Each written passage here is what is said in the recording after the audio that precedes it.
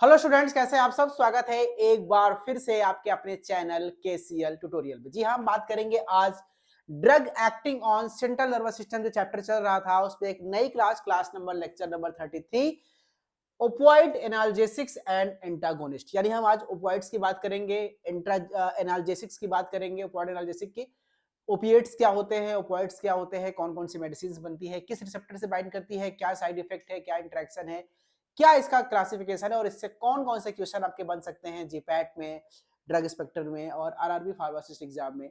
इन सब पे आज हम डिस्कस करने वाले हैं। ठीक है, तो चलिए स्टार्ट करते हैं। सबसे पहले बात करते हैं पेन की कि पेन क्या होता है, दर्द किसे कहते हैं। पेन को हम हिंदी में कहते हैं दर्द। ये दर्द उर्दू वर्ड है, हिंदी वर्ड है पीड़ा। ठीक है, पीड़ा कहते हैं, दर्द है, पीड़ा है, पेन है, दर्द है। ठीक है, तो एन अनप्लीजेंट बॉडीली सेंसेशन, शरीर की एक ऐसी महसूस या एक शरीर की एक ऐसी सेंसेशन को हम हिंदी में क्या कह सकते हैं, भगवान जाने, कैसा क्या अनुभव हम कह सकते हैं जो कि अनप्लीजेंट है, जो आपको अच्छा नहीं लग रहा है। तो शरीर का कैसा अनुभव जो आपको अच्छा नहीं लग रहा है, caused by noxious stimuli. What is the noxious stimuli? हमारी बॉडी में कई तरह के स्टिमुलस होते हैं, एक्सटर्नल या इंटरनल, जो प्रेशर, केमिकल, टेम्परेचर, फोर्स, इन सब चीजों को एक्सेप्ट करते हैं, रिसीव्स करते हैं, यानी जो जिसकी वजह से आपको दर्द का अनुभव होता है, इन सभी को हम नॉक्सियस स्टिमुली कहते हैं। यानी हमारे शरीर में नॉक्सियस स्टिमुली के कारण जो अनइजीनेस या अनप्लीजेंट एक्सपीरियंस होता है उसी को हम पेन कहते हैं। अब पेन होता क्यों है, पेन होना का पर्पज क्या है, भगवान ने ये सिस्टम क्यों बनाया कि आपको दर्द हो। जब तक आपको दर्द नहीं होगा आप उस अंग की तरफ ध्यान नहीं देंगे, आप अपनी माया जाल में काम में बिजी रहेंगे। आप ध्यान नहीं देंगे तो आप डॉक्टर के पास नहीं जाएंगे, तो आप चेकअप नहीं कराएंगे, तो आप इलाज नहीं कराएंगे। इसीलिए जैसे हमारी बॉडी में फीवर आना एक सिम्टम है, एक अलार्म है कि बॉडी में कोई दिक्कत है। उसी तरह से किसी ऑर्गन में पेन होना, उसका मेन पर्पज क्या है, प्रोटेक्टिव वार्निंग। ये एक वार्निंग सिग्नल देता है कि कुछ करिए, यहाँ पे कुछ तो केमिकल लोचा हो रहा है। हाउएवर सीवियर पेन जो है डिस्कंफर्ट काज करता है और कभी कभी स्वेटिंग, नोजिया या बीपी चेंज या टैकीकार्डिया तक हो सकता है। अगर पेन बहुत ज्यादा है, इंसान की धड़कनें बढ़ जाती हैं, टैकीकार्डिया हो जाता है, ब्लड प्रेशर बढ़ जाता है, कई चीजें दिक्कतें होने लगती है। तो पेन को मैंने डिफाइन कर दिया। अब एनाल्जेसिक क्या होता है? एनाल्जेसिक का मतलब होता है भैया वो दवाइयां जो आपको दर्द में आराम देती है, उन्हें हम दर्द निवारक कहते हैं यूनानी में, हिंदी में पीड़ानाशक कहते हैं और अंग्रेजी में हम उसको एनाल्जेसिक कहते हैं। तो एनाल्जेसिक क्या है? Drug that relieve pain without affecting consciousness, यानी आपके शरीर में कोई भी होशी ना पैदा करे, कोई कोमा ना पैदा करे, आप पूरी तरह से सचेत रहे और आपके दर्द को ठीक कर दे। They are called analgesic. अब यूज कहां पे है? ये सिम्टोमेटिक रिलीफ के लिए, पेन के लिए इस्तेमाल करते हैं और इसको हम लंबे समय तक इस्तेमाल नहीं करते। मतलब हमने बस एसओएस इस्तेमाल किया, यानी आपको जब दर्द हुआ, दर्द स्टार्ट हुआ तो हमने आपको मेडिसिन दे दी और उसके बाद वो मेडिसिन हमने हटा दी। इसे एडजुवेंट ट्रीटमेंट की तरह हम इस्तेमाल कर सकते हैं, यानी कि इसको लंबे समय तक हम यूज नहीं करते, बस थोड़े समय के लिए इस्तेमाल करते हैं। अब जो पेन किलर होते हैं, जो दर्द नाशक होते हैं, वो एनाल्जेसिक दो कैटेगरी में डिवाइड किए गए हैं। इसको समझना बहुत जरूरी है। एक है नार्कोटिक या मॉर्फिन लाइक एनाल्जेसिक, एक होता है नॉन ओपियोइड एनाल्जेसिक जिसको हम एस्पिरिन लाइक एनासेट्स कहते हैं। दो कैटेगरी की क्लासिफिकेशन है। एनासेट्स को हम बाद में पढ़ेंगे। एनासेट्स मतलब non steroidal anti inflammatory drugs, यानी कि इसमें जो ओपियम से प्राप्त नहीं होता है, और दूसरा है जो ओपियम से, मॉर्फिन से प्राप्त होता है, उसे नार्कोटिक एनाल्जेसिक कहते हैं। इसके साथ दिक्कत क्या है, ये सेंट्रली काम करता है, सेंट्रली काम करता है, ये विसरल ऑर्गन पे काम करता है। नॉन ओपियोइड क्या है? हाथ में दर्द है, पैर में दर्द है, कहीं और दर्द है, नॉर्मल दर्द है, तो हम उसके में विसरल ऑर्गन को दर्द के लिए हम इस मेडिसिन का इस्तेमाल करते हैं, एनासेट्स का, पैरासिटामोल है, सिक्लोफेनेक, आइबुजेसिक।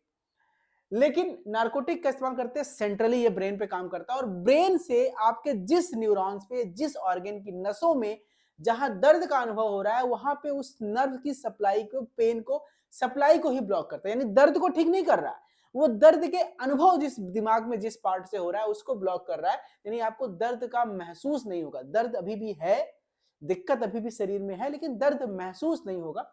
वो नार्कोटिक एनाल्जेसिक होता है। बाकी एनासेट्स को हम बाद में पढ़ेंगे। इस क्लास में हम नार्कोटिक एनाल्जेसिक या मॉर्फिन लाइक एनाल्जेसिक की बात करेंगे। अब ओपियोइड एनाल्जेसिक को हम डिवाइड करें तो इसमें बेसिकली एक प्लांट होता है जिसको ओपियम प्लांट कहते हैं, हिंदी में आप जानते होंगे, जिसको अफीम कहते हैं, अफीम। ये बड़ा ही बैंड है, ये इसकी खेती केवल सरकार अपने अंडर में कराती है। हमारे यूपी में गाजीपुर में इसकी खेती होती है सरकार के अंडर में। तो अफीम से नशे की चीजें बनती है, गांजा, भांग, चरस, ये सब बनता है, इसलिए इसकी खेती बहुत प्रोटेक्टेड होता है। तो अफीम ओपियम प्लांट से मिलता है, उसके प्लांट के कैप्सूल को पॉपी कैप्सूल बोलते हैं। कभी आप अगर देखेंगे ओपियम प्लांट तो इस तरह से होता है, और ऐसे इस तरह से इसमें निकला होता है इस तरह से, और यहाँ पे बाद में इसी में से फ्लावर निकलता है। ठीक है, तो ये जो कैप्सूल वाला पोर्शन है इसे पॉपी कैप्सूल कहते हैं। बॉटनिकल नेम होता है पेपेवर सोमनीफेरम। पेपेवर सोमनीफेरम पॉपी कैप्सूल से ही इसको मिलता है, और इसके अंदर जब इसका इंसिजन काटते हैं तो एक लिक्विड निकलता है जिसे एल्कलॉइड कहते हैं, और यही एल्कलॉइड जो है मेडिसिन। ठीक है, अब ध्यान से समझिएगा, दो चीजें होती है। अगर हमने ओपियम को कट करके इसके अंदर से जो एल्कलॉइड निकल रहा है उस एल्कलॉइड को इकट्ठा करते हैं तो उसे ओपिएट्स कहते हैं, उसे कहते हैं ओपिएट्स।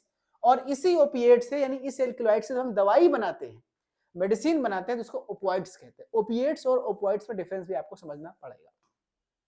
अब जो एनाल्जेसिक दवाइयां जो इससे बन रही हैं, दवाइयां बहुत सारी बनती हैं, लेकिन जो हम लोग एनाल्जेसिक पर्पस के लिए यूज करते हैं वो कौन कौन सी दवा है? खास तौर पे मॉर्फिन, दूसरा कोडीन और तीसरा है थेबीन। ये तीन नेचुरल कंपाउंड है, ओपिएट्स हैं, जो हमें प्राप्त होते हैं ओपियम प्लांट से।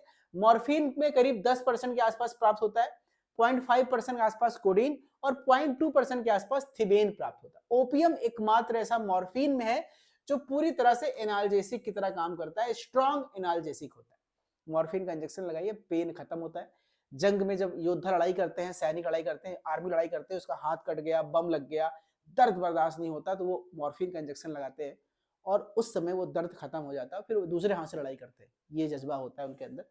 कोडीन जो है इसके अंदर एनाल्जेसिक प्रॉपर्टी बहुत कम होती है, लेकिन ये एंटी टस्सिव की तरह काम करता होगा। आपने कोडेक्स सिरप के बारे में पढ़ा था, तो मैंने आपको पढ़ाया था कोडीन फॉस्फेट वगैरह, तो ये कफ सिरप में इसका इस्तेमाल ज्यादा होता है। वही थिबेन की बात करें तो उसमें एनाल्जेसिक एक्टिविटी बिल्कुल नहीं होती है। ये क्या करते हैं, ये बाकी कंपोनेंट के सिंथेसिस में काम करते हैं, यानी ये सेमी सिंथेटिक ओपिएट्स बनाने के लिए इस्तेमाल किए जाते हैं। थिबेन का इस्तेमाल, एक्चुअली थिबेन में अपना कोई प्रॉपर्टी नहीं एनाल्जेसिक, लेकिन थिबेन एक रॉ मटेरियल की तरह इस्तेमाल होता है बाकी अदर ओपिएट ड्रग्स बनाने के लिए, सेमी सिंथेटिक ड्रग्स बनाने के लिए थिबेन का इस्तेमाल किया जाता है। ठीक है, अब कुछ और भी डेरिवेटिव हैं। मैंने कहा कि ओपियम से जो एल्कलॉइड है इसमें से केवल यही चीज नहीं मिलता है, बहुत चीजें मिलती हैं। तो ये तो हमारे एनाल्जेसिक कैटेगरी में था। कुछ नॉन एनाल्जेसिक कैटेगरी की भी ड्रग मिलती हैं, जैसे कि बेंजो आइसोक्विनोलिन। अब आप देखेंगे तो जो एल्कलॉइड से एक खास चीज निकलता है जिसको बोलते हैं बेंजो आइसोक्विनोलिन डेरिवेटिव। ये नॉन एनाल्जेसिक एक्टिविटी है, इसमें एनाल्जेसिक एक्टिविटी नहीं होता। दो कंपाउंड फेमस है, एक पेपेवरीन और दूसरा नेस्केपीन। पेपेवरीन जो है 1% के आसपास मिलता है और नॉस्केपीन करीब 6% के आसपास होता है। पेपेवरीन का काम क्या है, ये स्मूथ मसल रिलैक्सेंट की तरह काम करता है, एंटीस्पास्मोडिक होता है। जबकि नेस्केपीन जो है वो एंटीटस्सिव की तरह काम करता है, यानी खांसी के सिरप में इसका इस्तेमाल किया जाता है। ध्यान दीजिएगा, मैंने बताया था मॉर्फिन, थिबीन और कोडीन जो है वो बेसिकली उसका एनाल्जेसिक पार्ट है, ये दूसरा जो है नॉन एनाल्जेसिक पार्ट्स में आते हैं।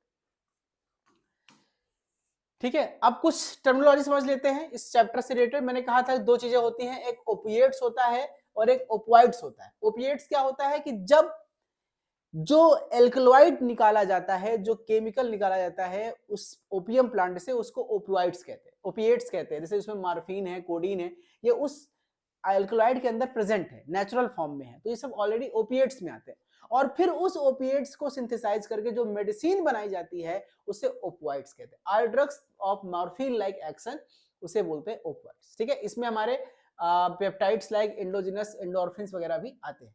एग्जाम्पल जैसे पेथिडीन हो गया, फेंटानिल सोडियम हो गया, मेथाडोन हो गया, एंडोर्फिन्स हो गए, ओपिएट्स नॉट ओपिएट्स, ये सभी के सब जो है ओपिएट्स कैटेगरी में आते हैं, यानी ओपिएट्स से बनाने वाले ओपिएट्स कैटेगरी में आते हैं। ठीक है, थोड़ा सा इसका हिस्टोरिकल नोट ले लिया जाए कि कैसे स्टार्ट हुआ। तो मॉर्फिन को सबसे पहले 1806 ईस्वी में सर टर्नर ने स्टार्ट किया था। इसका नाम मॉर्फस रखा था क्योंकि मॉर्फस जो है ये नशेड़ी आदमी रहे होंगे, उन्होंने खाया, गांजा की तरह खाया और हाय हाय मस्ती में पड़ गए, पूरा इनको भगवान भगवान दिखने लग गया, ब्रह्मांड दिखने लग गया, नशे में तुल्य हो गए। तो उन्होंने कहा कि यार बहुत अच्छी चीज है, क्योंकि उस समय जो गॉड ऑफ ड्रीम्स, ग्रीक भाषा में जो गॉड ऑफ ड्रीम्स होते हैं उनको मॉर्फस कहा जाता है। तो उन्होंने इसका नाम रखा मॉर्फस। मॉर्फस से इन्होंने बनाया मॉर्फिन, क्योंकि जो ख्वाबों के जो देवता है, ख्यालों के जो देवता है, मॉर्फस का असर होता है इसको खाने के बाद, उन्होंने इसका नाम मॉर्फिन रखा। फिर बाद में ओपिएट्स जो है वो functional classification action like morphine देते हैं, और ओपिएट्स मैंने आपको ऑलरेडी बता ही दिया है। ठीक है, अब चलिए हम इसके ड्रग्स की तरफ चलते हैं बारी बारी से। सबसे पहले हम स्टार्ट करते हैं इसके प्रो ड्रग, जो इसका प्रोटोटाइप ड्रग है, सबसे मेन ड्रग है, हम मॉर्फिन की बात करते हैं। ठीक है, तो ओपियोइड एनाल्जेसिक से पहले हम बात करते हैं मॉर्फिन की।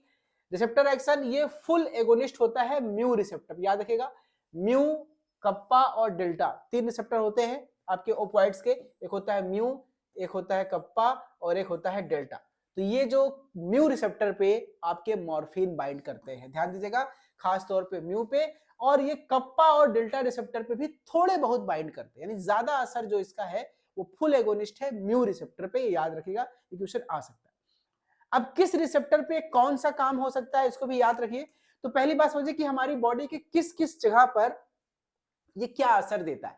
तो सबसे ज्यादा असर इसका सीएनएस पे है, ब्रेन पे है मॉर्फिन का। इसके अलावा बाकी ऑर्गन सिस्टम पे भी इसका असर है, लेकिन हम पहले सीएनएस के असर को देखते हैं। तो सीएनएस पे कौन कौन सा असर है पहले इसको देख लेते हैं। सीएनएस पे बेटा पहला जो असर है वो है एनाल्जेसिया, ये दर्द निवारक का काम करता है, सबसे मेन काम एनाल्जेसिया। कैसे काम करता है, ये स्ट्रॉन्ग एनाल्जेसिक होता है, विसरल पेन के कंपेयर में बेटर होता है, सोमैटिक पेन के कंपेयर में विसरल पेन के लिए ज्यादा काम करते हैं। और ये इमोशनल रिस्पॉन्स टू पेन, जो दर्द का अनुभव है उसे कम कर देता है। Spinal and supra spinal sites पे ये काम करते हैं, स्पाइनल यानी ब्रेन वाले पार्ट हो रहे, स्पाइनल सुप्रा स्पाइनल पे साइड पे ये काम करते हैं। दूसरा इसका असर है सिडेशन, जब भी आप मॉर्फिन ड्रग खाएंगे तो आपको नींद आती है, सिडेशन कॉज करता है, ड्राउजीनेस कॉज करता है, और इसमें कोई भी मोटर इनकोऑर्डिनेशन नहीं होता, यानी आप खाने के बाद व्यक्ति को जो थोड़ा सा मोटर इनकोऑर्डिनेशन दिखाया जाता है ना, कि नशे में हो गया, हाथ पैर चल रहा है, गिर रहा है, उठ रहा है तो गिर जा रहा है, दारू पीने का जो असर होता है वो ऐसा नहीं देखा गया। हल्का सा नींद आएगा बस, आप बहुत नशे में चले जाएं ऐसा नहीं देखा गया। यूफोरिया, आप ख्वाबों में रहेंगे, अच्छी अच्छी फीलिंग्स आती है जो दारू पीने के बाद लोगों को आती होगी। तो इसमें क्या होता है, क्योंकि हमारी बॉडी में जब हम मॉर्फिन खाते हैं तो ये डोपामीन के रिलीज को बढ़ा देता है, और जिसके कारण एडिक्शन भी हो सकता है लोगों को। इस यूफोरिया के कारण ही लोग ज्यादा एडिक्शन हो जाते हैं, और दवा दर्द के बजाय नशे के लिए, अच्छा लगने के लिए इसको खाना शुरू कर देते हैं, यानी इसका एडिक्शन हो सकता है इसके कारण। वहीं बात करें रिस्पायरेटरी सिस्टम में, तो रिस्पायरेटरी सिस्टम में डोज डिपेंडेंट है, अगर ज्यादा डोज ले लिया तो ओवरडोज होने पर व्यक्ति की डेथ भी हो सकती है, क्योंकि इसके बॉडी में रिस्पायरेटरी फेलियर हो सकता है। और कफ की तरह काम करे तो ये हमारी बॉडी में कफ सेंटर जो ब्रेन में है, जो एंटीटस्सी होते हैं उस तरह काम करता है, ब्रेन में जाके आपके कफ सेंटर को रेगुलेट करता है, जिससे खांसी कम होती है, बलगम निकलना कम होता है। तो कफ सप्रेशन में भी इसका काम है। ये सारे काम वो थे जो सेंट्रली काम करता था, ब्रेन से काम करता था। अब इसके अलावा मॉर्फिन के कुछ और भी एक्शन है जो अदर है, जैसे कि हम अदर एक्शन की बात करें तो मायोसिस, आंखों में अगर हम बात करें तो आपके आंखों में ये मायोसिस इफेक्ट देता है। एक होता है माइड्रियासिस, एक होता है मायोसिस। इसमें क्या होता है, पिन पॉइंट प्यूपिल होता है, यानी कि पीपिल जो है पिन पॉइंट पीपिल होगा, आपका एकदम पतला सा एक से सेंट्रलाइज हो जाएगा। एंडिंगर वेस्टफॉल न्यूक्लियस पे होता है, कोई भी टॉलरेंस नहीं होता है। नोजिया और वोमिटिंग भी देखा जाता है, क्योंकि हमारे कीमोटैक्टिक जोन जो ब्रेन में है उसको स्टिमुलेट करता है, जिससे कभी कभी व्यक्ति को उल्टी वल्टी की दिक्कत शुरू हो जाती है।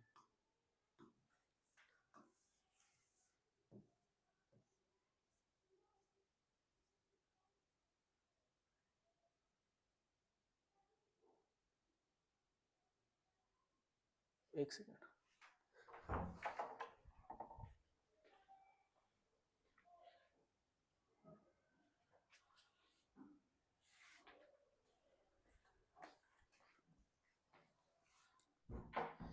ठीक है।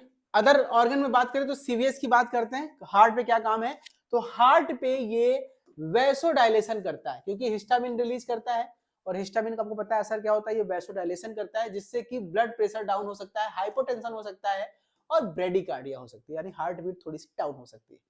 जीआईटी पे बात करें कि मॉर्फिन का असर हमारे जीआईटी पे क्या है, तो ये जीआईटी के आपके टोन को इंक्रीज करता है और प्रोपल्सन को डिक्रीज करता है, यानी जो पेरिस्टाल्टिक मूवमेंट है उसे डाउन करेगा, सिक्रीशंस डाउन करेगा। इसका एक असर हो सकता है कि आपको सीवियर कॉन्स्टिपेशन हो सकता है, किसी किसी व्यक्ति को मॉर्फिन खाने से सीवियर कॉन्स्टिपेशन की दिक्कत देखी गई है। बाइलरी ट्रैक्ट की बात करें तो यहाँ पे स्फिंक्टर ऑफ बॉडी जो स्पाज्म होता है, स्पाज्म करेगा स्फिंक्टर का, जिससे कि बाइलरी कोलिक यानी कि आपको पेट में दर्द शुरू हो सकता है। एब्डोमिनल पेन स्टार्ट हो सकता है। ब्लैडर की बात करें तो स्फिंक्टर टोन को बढ़ाएगा जिससे कि यूरिनरी रिटेंशन होगा, और एल्डरली मेल्स में थोड़ा सा ज्यादा दिक्कत देखा गया है, यूरिनरी रिटेंशन होने लगता है। और अगर बात करें ब्रोंकाई पे क्या असर है, ब्रोंकाई में क्योंकि हिस्टामिन रिलीज करता है मॉर्फिन, जिसकी वजह से हमारे ब्रोंको कॉन्स्ट्रिक्शन होगा, अस्थमा के मरीज को दिक्कत ज्यादा हो सकती है क्योंकि ब्रोंको कॉन्स्ट्रिक्शन कर सकता है। वहीं पे एंडोक्राइन की बात करें तो ये एफएसएच के लेवल को डाउन करता है, ल्यूटिनाइजिंग हार्मोन के लेवल को बढ़ाता है, और प्रोलैक्टिन और ग्रोथ हार्मोन के लेवल को भी इंक्रीज करता है, जिससे लिबिडो, मेंस्ट्रुअल, फीमेल्स में जो मेंस्ट्रुअल रेगुलेशन है ये सब भी आ सकती है। ये मैंने ओवरऑल बात कर ली मॉर्फिन की इफेक्ट्स कहां कहां पे किस किस ऑर्गन पे क्या होते हैं। ठीक है, अब थोड़ी सी बात कर लेते हैं मॉर्फिन के फार्मेकोकाइनेटिक्स की, कि हमारी बॉडी में जाके इसका एब्जॉर्प्शन, डिस्ट्रीब्यूशन, मेटाबॉलिज्म और एक्सक्रीशन कैसे होता है। तो एब्जॉर्प्शन जो है वो लो होता है, ओरल वॉल्बिलिटी इसकी बहुत कम होती है क्योंकि इसमें फर्स्ट पास मेटाबॉलिज्म बहुत ज्यादा देखा जाता है, दैट्स वाई इसकी वॉल्बिलिटी कम होती है, इसका डोज ज्यादा देना पड़ता है। लीवर पे जाके मेटाबोलाइज होता है किसमें, मॉर्फिन 6 ग्लूकुरोनाइड में। अब ये मॉर्फिन 6 ग्लूकुरोनाइड जो है ये भी इनएक्टिव मेटाबोलाइट नहीं है, ये एक्टिव मेटाबोलाइट है, यानी ये भी बॉडी में जाकर के और असर रिस्पॉन्स देता है।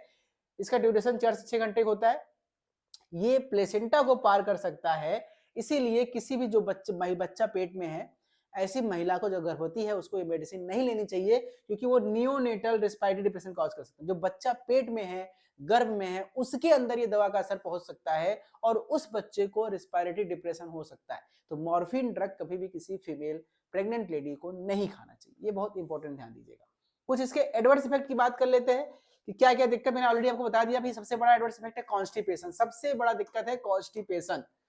ठीक है, क्योंकि ये कॉन्स्टिपेशन क्यों करता है, क्योंकि आपके पेरिस्टाल्टिक मूवमेंट को डाउन करेगा, गैस्ट्रिक सिक्रेशन को डाउन करेगा, रिस्पिरेटरी डिप्रेशन कर सकता है, आंखों में मायोसिस कॉज करता है, नोजिया वोमिटिंग करता है, सेडेशन कॉज करता है, यूरिनरी रिटेंशन कॉज करता है, और हिस्टामिन मीडिएटेड इचिंग या हाइपोटेंशन कॉज कर सकता है। तो ये ऑलरेडी मैंने आपको बता दिया है, ये सारे साइड इफेक्ट्स हैं अगर हम मॉर्फिन का इस्तेमाल करते हैं तो।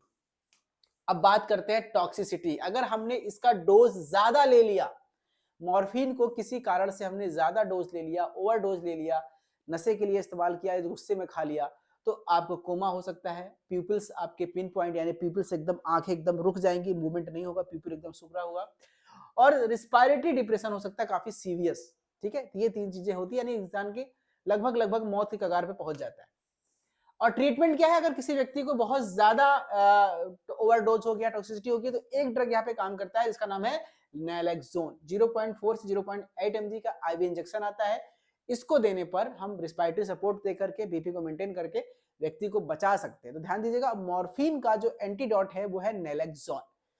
ठीक है, अब इसकी थोड़ी सी टॉलरेंस और डिपेंडेंस की बात कर लें भाई, क्योंकि ये दवा नशा करता है, मॉर्फिन अफीम से बना है, तो इसका टॉलरेंस काफी हाई होता है। एनाल्जेसिक रिस्पायरेटरी एक्टिविटी के बाद कॉन्स्टिपेशन प्लस मायोसिस कॉज कर सकता है, स्ट्रॉन्ग फिजिकल और फिजियोलॉजिकल डिपेंडेंस कॉज कर सकता है, विड्रॉवल सिम्टम्स में जो है ये कई चीजें देखने को मिलता है।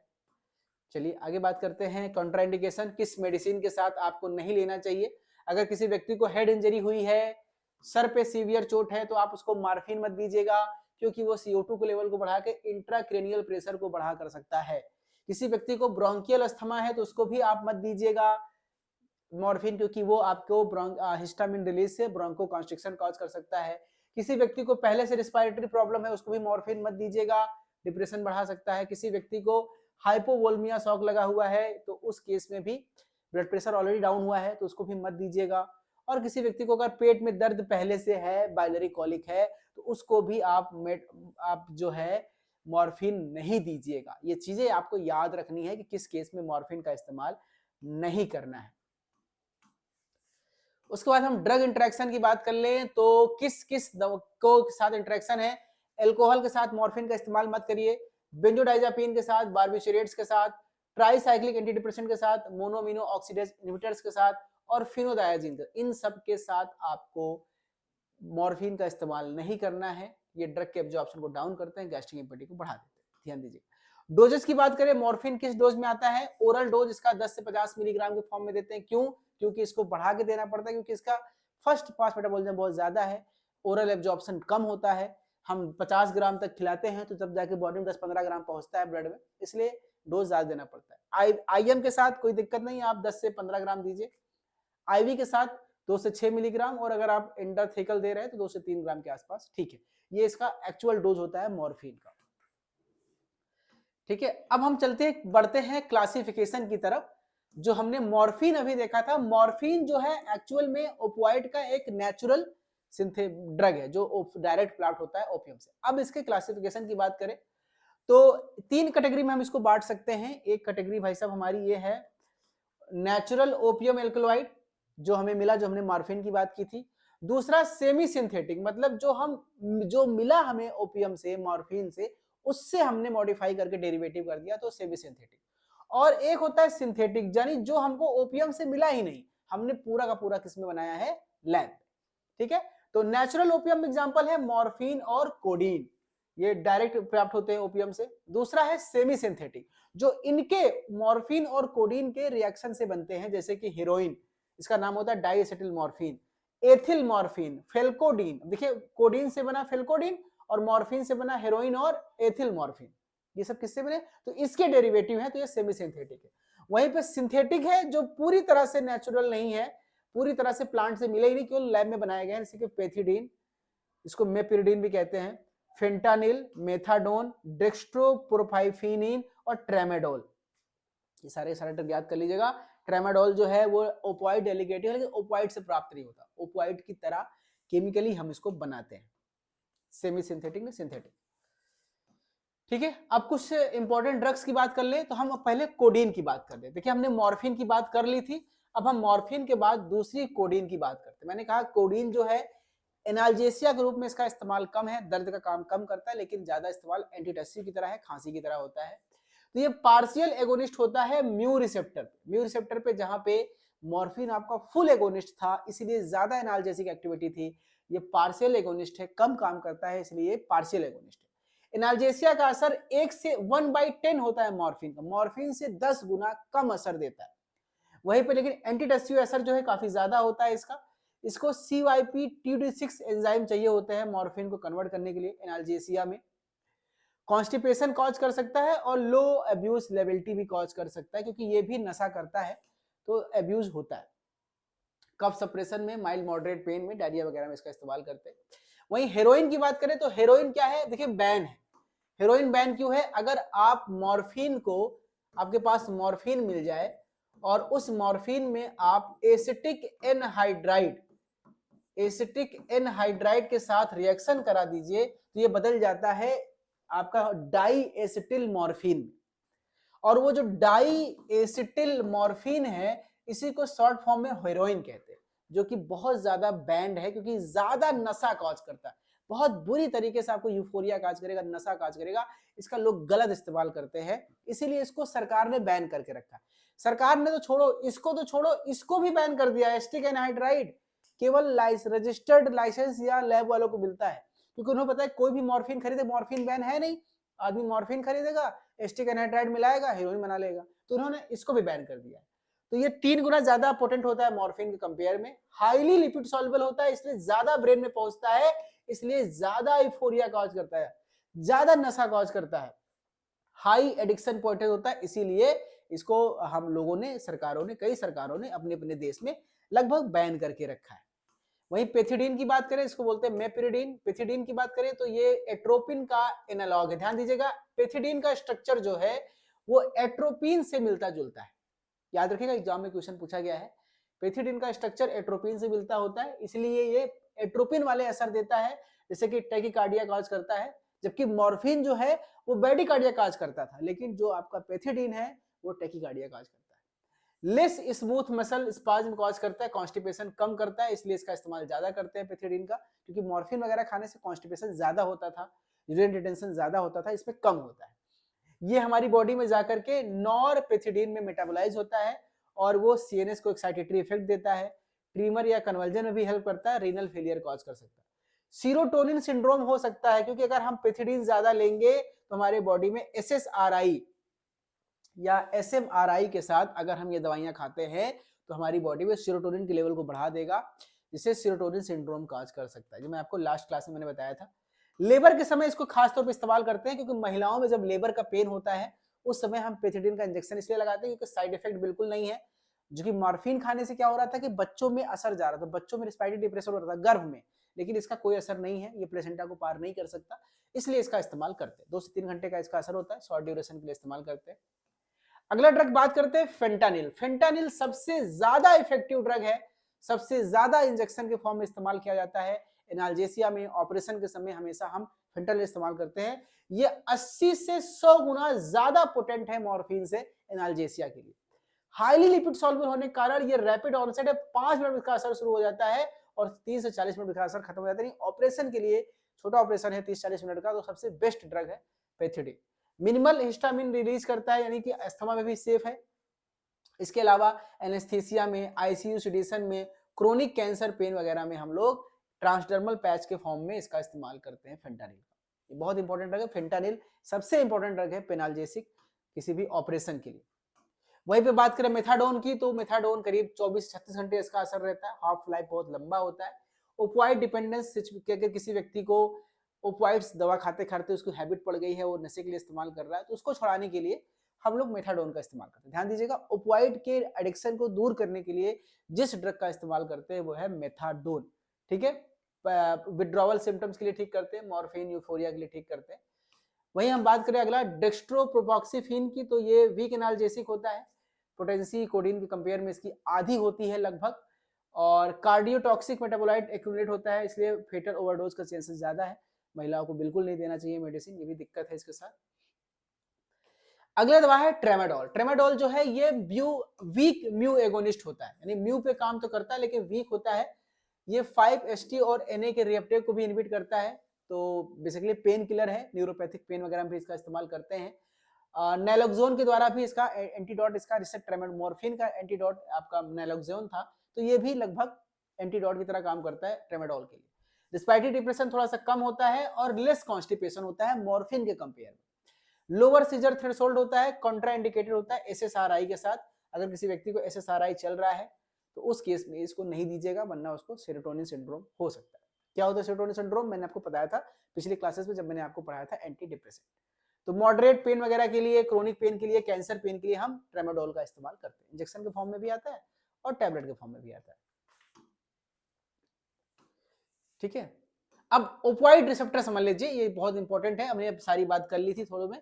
3 प्रकार के रिसेप्टर होते हैं, म्यू, कप्पा और डेल्टा। 3 प्रकार के रिसेप्टर होते हैं। मैंने कहा म्यू जो है वो जो रिसेप्टर है उसमें एंडोमॉर्फिन्स जो है ज्यादा काम करते हैं रेदर देन बीटा एंडोर्फिन। देखिए 3 प्रकार के हमारे बॉडी में एंडोर्फिन्स भी होते हैं, जो ऐसे केमिकल्स हमारी बॉडी में निकलते हैं जो मॉर्फिन की तरह काम करते हैं। ठीक है, ऐसे केमिकल्स को हम लोग एंडोजिनस एजेंट कहते हैं। जैसे उसका नाम है आपका बीटा एंडोर्फिन, डायनोर्फिन और एनकेलेफेलिन्स। इसको तीनों का नाम याद रखिएगा, तीनों बस इतना ही जानिए, बहुत डिटेल नहीं जानना है आपको इसके लिए। ये ऐसे केमिकल्स होते हैं हमारी बॉडी में जो मॉर्फिन की तरह काम करते हैं, यानी बॉडी में नेचुरली रिलीज होते हैं। तो जो म्यू रिसेप्टर है वो एंडोमॉर्फिन्स के कंपेयर में ज्यादा काम करता है। ये supra spinal, spinal, analgesia, euphoria, respiratory depression, physical dependence, ये म्यू रिसेप्टर से इतनी चीजें कंट्रोल होती है। ड्रग है इसका मॉर्फिन। कप्पा रिसेप्टर पे जो है, जो आपका जो एंडोजिनस लिगेंड है वो डायनोर्फिन है। ये स्पाइनल एनाल्जेसिया, डिस्फोरिया और साइकोमिमेटिक्स में काम करता है। ये पेंटाजोसिन और ब्यूटोफिनॉल, ये 2 ड्रग जो है इसके द्वारा ये रिसेप्टर से बाइंड करते हैं। वहीं जो डेल्टा रिसेप्टर है उसमें एनकेफेलिन्स आपका एंडोजिनस लिगेंड काम करता है, इमोशनल पेन इस सब के लिए इस्तेमाल करते हैं। ठीक है, ये मॉडरेट डिपेंडेंस कॉज। तो ये लगभग ओवरऑल हमने सारा पॉइंट्स पढ़ लिया है। अब मैंने आपको जो बताया था कि जो अलग अलग जो ड्रग है, एगोनिस्ट, एंटागोनिस्ट, पार्शियल एंटागोनिस्ट, याद कर लीजिएगा कि पेंटाजोसिन जो ड्रग है किस रिसेप्टर से बाइंड करता है, क्या असर देता है। ब्यूटोप्रोनॉल है, बिफ्रोनॉल, ये किस किस रिसेप्टर पे पार्शियल है, किस पे एगोनिस्ट है, ये एक लिस्ट याद कर लीजिएगा। कभी कभी क्वेश्चन बहुत डिटेल पूछता है, हार्ड पूछता है, तो यहाँ से भी पूछ सकता है। ठीक है, और एपोइड एंटागोनिस्ट एक मैंने नैलोक्सोन बताया था, दूसरा नैल्ट्रेक्सोन भी होता है। नैलोक्सोन के साथ साथ नैल्ट्रेक्सोन का भी इस्तेमाल किया जाता है। ठीक है, ये कुछ इंपॉर्टेंट पॉइंट याद कर लीजिए, क्वेश्चन यहाँ पे कई बार पूछ सकते हैं। जैसे कि ओपियाइड कॉजिंग टैकीकार्डिया, ऐसा कौन सा ओपियाइड ड्रग है जो आपके टैकीकार्डिया का काज करता है? उसका नाम है पेथिडीन, याद कर लीजिएगा। Pethidine is the drug which cause tachycardia. ऐसा कौन सा प्रिफर्ड ओपियाइड, कौन सा ओपियाइड ड्रग लेबर के समय, डिलीवरी के समय इस्तेमाल किया जाता है सबसे ज्यादा? वो है पेथिडीन, क्योंकि ये बच्चे पे कोई असर नहीं करता है। कैंसर के दर्द के लिए कौन सा क्रोनिक पैच किस ड्रग का बनाया जाता है? वो है फेंटानिल। याद कर लीजिएगा, मैंने कहा था कैंसर के लिए जो पैचेज आते हैं लगा दीजिए और लगातार दर्द में आराम रहता है। Drug use to treat heroin addiction, अगर किसी व्यक्ति को हीरोइन का मॉर्फिन का एडिक्शन हो गया है तो उसको दूर करने के लिए किस ड्रग का इस्तेमाल करते हैं? वो है मेथाडोन और ब्यूप्रीफिनोर्फिन। याद कर लीजिएगा। कौन अस्थमा के लिए सबसे सेफ ओपियोइड ड्रग कौन सी है?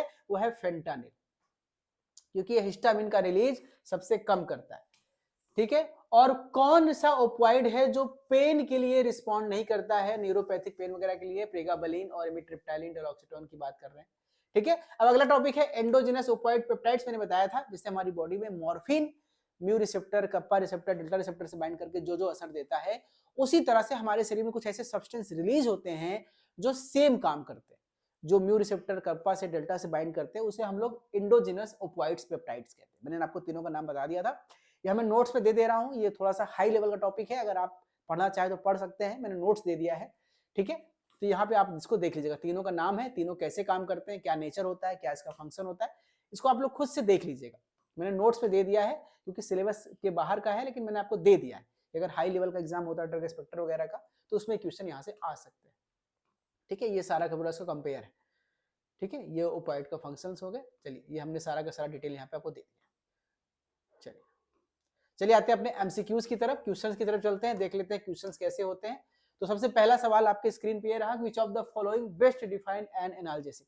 एनाल्जेसिक की डेफिनेशन क्या है आप स्क्रीन पे देखिए और इसका जवाब दीजिए। चार ऑप्शन ध्यान से पढ़िए, देख लीजिए, ध्यान से पढ़ लीजिए, मैं थोड़ा सा आराम कर लूं, कम बोलूं।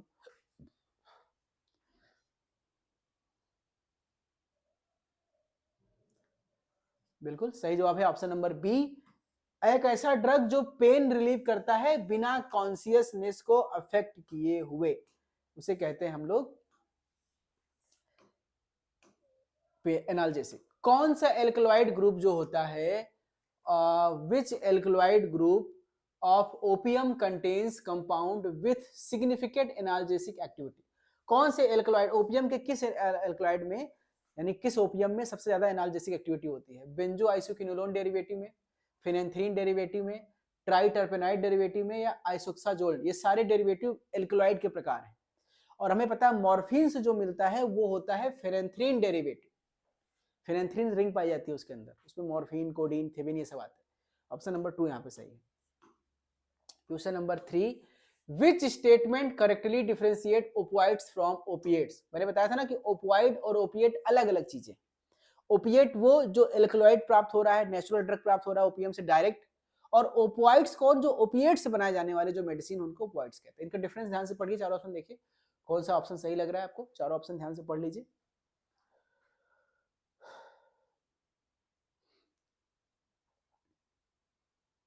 पढ़ लिया? सही जवाब, बिल्कुल सही जवाब आ चुका है, ऑप्शन नंबर बी सही है। Opiates include all morphine like drugs whether natural और सिंथेटिक, वो ओपिएट्स में आते हैं। क्वेश्चन नंबर 4, मॉर्फिन जो है primarily exist in excision through which receptor. Morphine किस रिसेप्टर पे बाइंड करता है? खास तौर पे बाइंड तो सब पे करता है, लेकिन एनाल्जेसिक एक्टिविटी किस रिसेप्टर से आती है? याद हो गया होगा, बहुत आसान क्वेश्चन है। जी हाँ, ऑप्शन नंबर सी सही है, mu receptor. Question number 5, which adverse effect of morphine does not show tolerance development. इसमें से कौन सा एडवर्स इफेक्ट मॉर्फिन का है जो टॉलरेंस नहीं कॉज करता है? Respiratory depression, euphoria, constipation, analgesia. देखिए ये कॉज करता है यूफोरिया, एनाल्जेसिया, ये सब डिपेंडेंस कॉज करता है, लेकिन constipation dependence, option number C इसका सही है, constipation. Question number 6, the triad of opiates poisoning includes all. Triads का मतलब होता है ओपिएट्स से होने वाली पॉइजनिंग को 3 ग्रुप में रखा गया, तीनों को नाम को ट्रायड्स कहते हैं। इसमें से कौन ट्रायड का पार्ट नहीं है? मायोसिस होना, पिन पॉइंट मायोसिस आपने नाम सुना होगा, कोमा का होना, हाइपरथर्मिया का होना, यानी टेम्परेचर बॉडी का बढ़ जाना, बुखार आना, या रिस्पिरेटरी डिप्रेशन का पड़ना। तो आपको याद होगा 3 मेन उसके साइड इफेक्ट थे, एक आपका पिन पॉइंट मायोसिस, दूसरा था रिस्पिरेटरी डिप्रेशन, और तीसरा था कोमा। हाइपरथर्मिया नहीं था, ऑप्शन नंबर सी यहाँ पे ये सही होगा। Question number 7, which drug is preferred for pain relief during labour. किस ड्रग का इस्तेमाल सबसे ज्यादा करते हैं लेबर के समय, डिलीवरी के समय, क्योंकि वो बच्चों में, न्यूनेट्स में रेस्पिरेटरी डिप्रेशन नहीं करता है। याद करिए, बहुत इंपॉर्टेंट था, बताया था। चारों ऑप्शन देखिए, थोड़ी देर पहले पढ़ाया था। सही जवाब आ चुका है, वेरी गुड। जी हाँ, सही जवाब है option number B, fentanyl, pethidine. कुछ लोग ने फेंटानिल लगाया, गलत है वो। Option number B, pethidine. Question number 8, which opioid shows tachycardia due to atropine like structure. अभी आपको याद करना है कौन सा ओपियोइड ऐसा है जिसका स्ट्रक्चर एट्रोपिन की तरह होता है। बताइए, मॉर्फिन का, कोडीन का, पेथिडिन का, बुस्पिरोफिन का। याद हो गया? यस, ऑप्शन नंबर सी सही है, पेथिडिन का।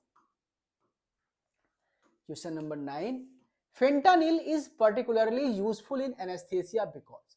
एनेस्थेसिया के लिए हम लोग फेंटानिल का इस्तेमाल करते हैं, सेमी सिंथेटिक है। क्यों? स्लो ऑनसेट ऑफ एक्शन होता है? नहीं भैया। सिग्निफिकेंट हिस्टामिन रिलीज करता है? नहीं भैया, ये तो करता ही नहीं। हाईली लिपिड सॉल्युबल है, रैपिड एक्शन है? जी हाँ, बिल्कुल सही जवाब है। बिकेनाल जैसी एक्टिविटी नहीं, ऑप्शन नंबर सी यहाँ पे सही। सबसे ज्यादा इस्तेमाल करते हैं ऑपरेशन के समय हम लोग फेंटानिल, एनेस्थेसिया में देते हैं fentanyl. Question number 10, methadone is mainly used in the opioid addiction therapy. Methadone का इस्तेमाल किसी व्यक्ति को, अगर ओपियोइड एडिक्शन थेरेपी है, हीरोइन वगैरह ज्यादा ले रहा है, नशा में है, उसको दूर करने के लिए हम मेथाडोन इस्तेमाल करते हैं। क्यों? इंटेंस यूफोरिया कॉज करता है? नहीं करता, तो काहे देते। वेरी शॉर्ट लाइफ होती है, it prevents withdrawal and blocks euphoric effect. जी हाँ, ओपियोइड्स के नशे की आदत को दूर करता है, विड्रॉवल कॉज करता है। ऑप्शन नंबर सी यहाँ पे सही। ठीक है, फिर और क्वेश्चन भी है यहाँ पे, क्वेश्चन नंबर 11। ठीक है, अब आप लोग खुद से देख के कर लीजिएगा। आज की क्लास थोड़ा सा हम फिनिश करते हैं। क्वेश्चन नंबर 12, 13, 14, 15, ये 5 क्वेश्चन और है, सारे आपने पढ़े हैं। जब आप खुद से दीजिएगा, नोट्स पे जाके देखिएगा, और जो लोग एप्लीकेशन पे कोर्स डाउनलोड कर चुके हैं, ले चुके हैं, उनको ये नोट क्वेश्चन मिलेंगे, वहां पे जाके सॉल्व करिएगा और मुझे जवाब दीजिएगा। ठीक है, आज के लिए इतना काफी है। मिलते हैं आपसे अगली क्लास में एक नए टॉपिक के साथ। Thank you so much, take care, bye bye.